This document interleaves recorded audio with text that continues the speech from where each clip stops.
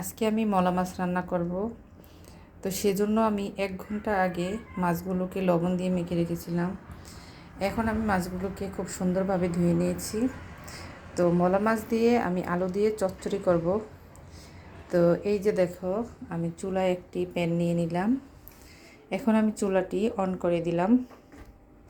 প্যানটি গরম হয়ে আসলে আমি এখানে তেল দিয়ে দেব। প্যানটি গরম হয়ে গেছে, এখন আমি তেল দিয়ে দিচ্ছি। তেলটা গরম হয়ে আসলে আমি পেঁয়াজ কুচিটা দিয়ে দেব। তেলটা গরম হয়ে গেছে, এখন আমি পেঁয়াজ দিয়ে দিলাম।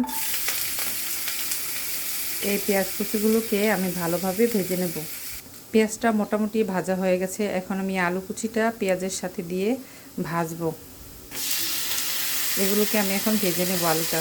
আলুটা ভেজে নিলে মলা মাছ রান্নাটা খুব বেশি টেস্ট হয়, তাই আমি আলু কুচিটা ভেজে নিচ্ছি। এখন আমি সামান্য একটু পানি দিয়ে দিলাম।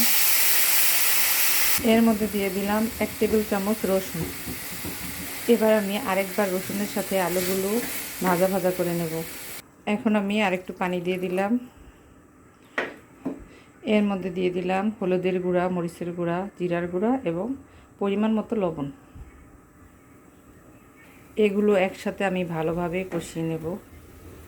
এর মধ্যে দিয়ে দিলাম টমেটো দেওয়ার পর এগুলো আমি ভালোভাবে আবারও ভাজা ভাজা করে নিচ্ছি।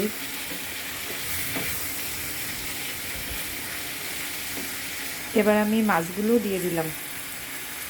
মাছগুলো হালকা করে মশলাগুলোর সাথে নেড়ে চেড়ে নেব।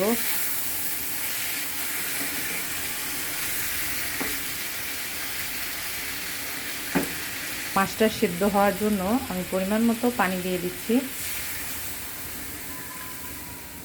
দেখো, পানিটা আমি ঠিক এই পর্যায়ে রেখেছি। এখন আমি ঢেকে দিচ্ছি।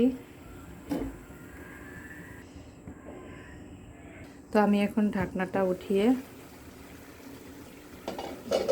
একটু হালকা করে নেড়ে দেব।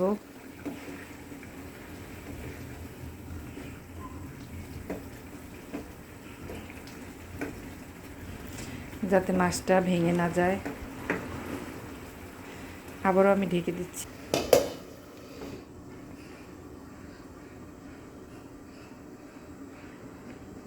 পানিটা প্রায় শুকিয়ে এসেছে, এখন এর উপর আমি কিছু রাঁধুনি দিয়ে দিচ্ছি। দেখো, ঠিক এইভাবে। এই যে দেখো, পানিটা শুকিয়ে এসেছে, পোড়া পোড়া একটা ফ্লেভার আসতেছে। তো এখন আমি নামিয়ে পরিবেশন করছি। এই যে আমি পরিবেশন করে ফেললাম মলা মাছের চচ্চড়া। তো তোমাদের কেমন লাগলো দেখো, যদি ভালো লেগে থাকে তাহলে কমেন্টে জানিয়ে দিও। ওকে, আল্লাহ হাফেজ।